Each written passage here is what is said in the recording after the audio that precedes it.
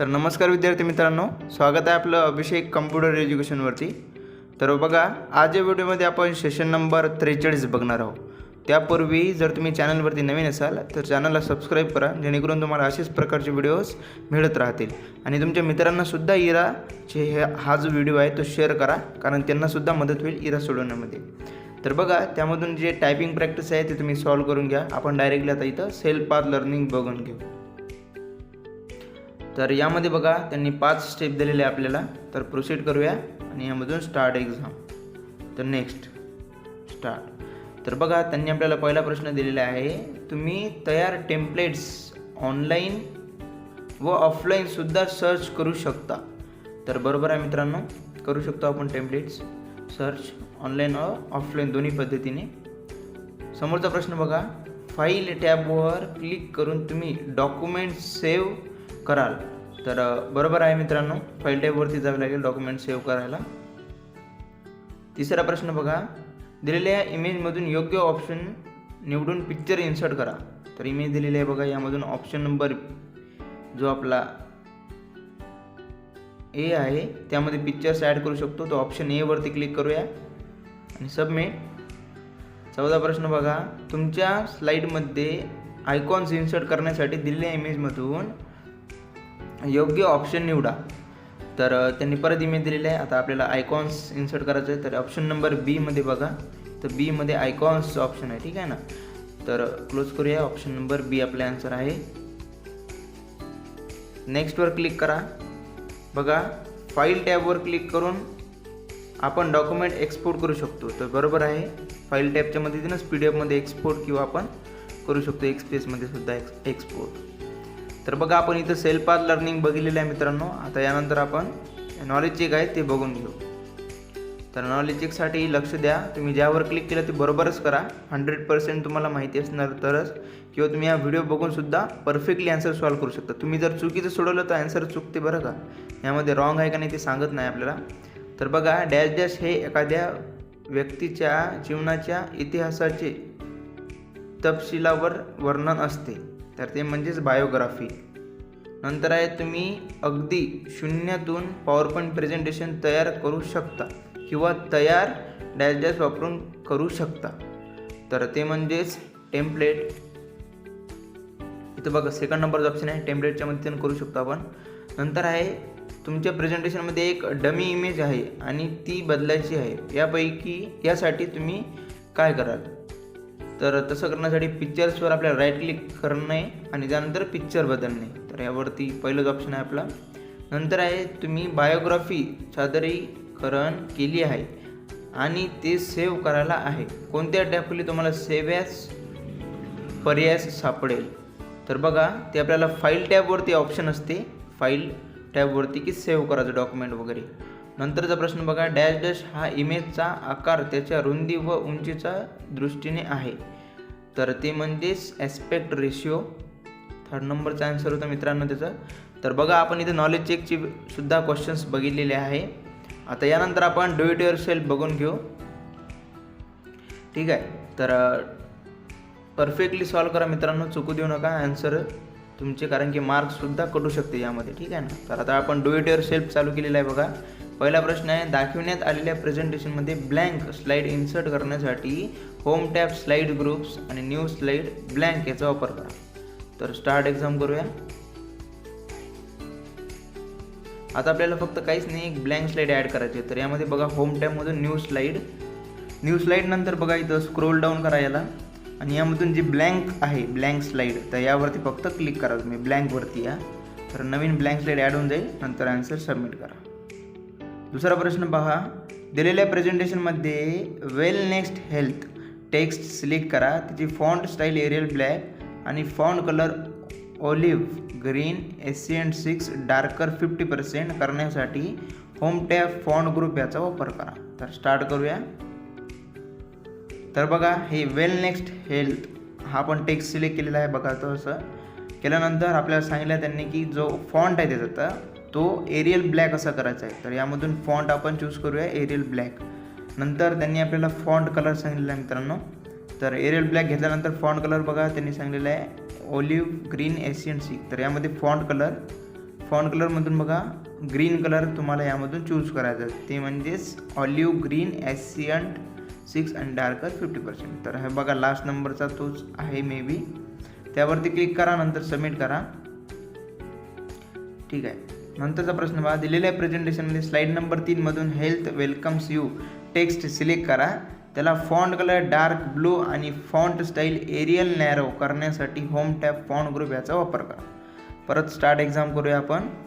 त्यामध्ये बघा जे स्लाईड नंबर 3 त्यांनी सांगितलेले आहे त्यामधून आपण हेल्थ वेलकम्स यू हा टेक्स्ट सिलेक्ट करू. ठीक आहे. तर यामध्ये बघा हे वेल नेक्स्ट हेल्थ वेलकम्स यू हा पूर्ण टेक्स्ट आपल्याला सिलेक्ट करावा लागेल. ठीक आहे. केल्यानंतर इथं बघा फॉन्ट कलर आहे, या फॉन्ट कलरवरती जातो मी आणि यामधून फॉन्ट कलर त्यांनी डार्क ब्लू सांगितला, तर डार्क ब्लू घेतला आपण. नंतर फॉन्ट चेंज करायला सांगितलं आहे, ते म्हणजेच एरियल नॅरो. तर फॉन्ट आपला बघा एरियल नॅरो इथं आपण सर्च करून घेऊ, किंवा इथं 3rd नंबरचा ऑप्शन आहे बघा एरियल नॅरो हा आपला फॉन्ट आहे. तर सबमिटवरती क्लिक करा. असं झाल्यानंतरच आपण फॉन्ट ग्रुपच्या मदतीनेच हे पूर्ण सॉल्व केलेलं आहे. सबमिट करूया. लास्ट सेकंड क्वेश्चन बघा आपला, दाखवण्यात आलेल्या प्रेझेंटेशनमध्ये स्लाईड नंबर 2 मधून अवर इंडियापासून इन्ग्रेडियंट्स टेक्स्ट सिलेक्ट करा. त्याचा फॉन्ट एलर डिस्प्ले आणि फॉन्ट कलर ब्लॅक टेक्स्ट 1 आणि फॉन्ट साईज 20 आणि ते बोल्ड करण्यासाठी होम टॅब फॉन्ट ग्रुप याचा वापर करा.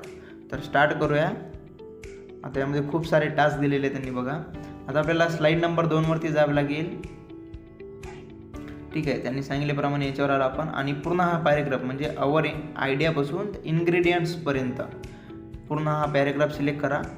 आणि त्यानंतर बघा त्याचा जो फॉन्ट आहे तो आपण चेंज करू. फॉन्ट त्यांनी सांगितलेलं आपल्याला एलर डिस्प्ले, तर फॉन्ट बघा इथं एलर डिस्प्ले आहे, तर त्यावरती चेंज करून घेऊ. फॉन्टला केला आपण चेंज. त्यानंतर फॉन्ट कलर ब्लॅक टेक्स्ट घ्यायचा आहे बघा, त्यामध्ये फॉन्ट कलर आहे यामधून ब्लॅक घ्या, ब्लॅक टेक्स्ट 1. ठीक आहे, तेच घ्या. आणि नंतर जी फॉन्ट साईज आहे ती 20 घेऊया, यामधून फॉन्ट साईज 20. आणि नंतर बोल्ड इफेक्ट, आता बोल्ड इफेक्ट देण्यासाठी तर बी वरती क्लिक करा फक्त, तर ते म्हणजेच बोल्ड. आणि नंतर जे आहे ते सबमिट करा.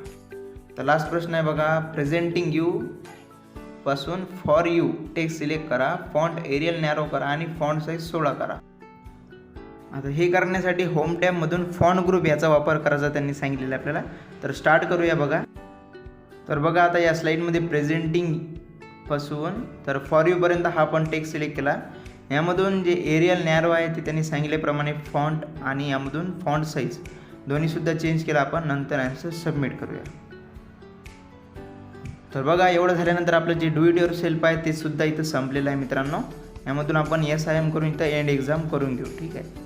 आता एवढं झाल्यानंतर इथं सबमिट. तर बघा आता आपलं प्रोसेस फोलिओ राहिलेला आहे, तर ते आता बघून घेऊ. यामध्ये स्किल सेट त्यांनी ॲनिमेशन्स टॅब दिलेलं आहे MS PowerPointचं. तर मी यामधून रेफरन्स मटेरियल माझं डाउनलोड केलेलं आहे.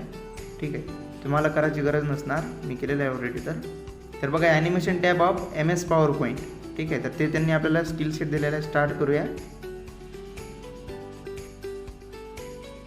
यामधून बघा परत 10 मिनिटं मित्रांनो वेळ आहे. तर यामध्ये आपल्याला परत आता यामध्ये PowerPoint ओपन करावी लागेल. ठीक आहे, तर PowerPoint मी ओपन केलेलं आहे. आता यानंतर इथं ॲनिमेशन टॅब मी ओपन केलं आणि आता ही जी फाईल आहे त्यावरती तुम्ही थोडंसं ॲनिमेशन्स वगैरे लागू करा आणि ही फाईल तुमच्या डेस्कटॉपवरती तुम्ही सेशनच्या नावाने सेव्ह करा.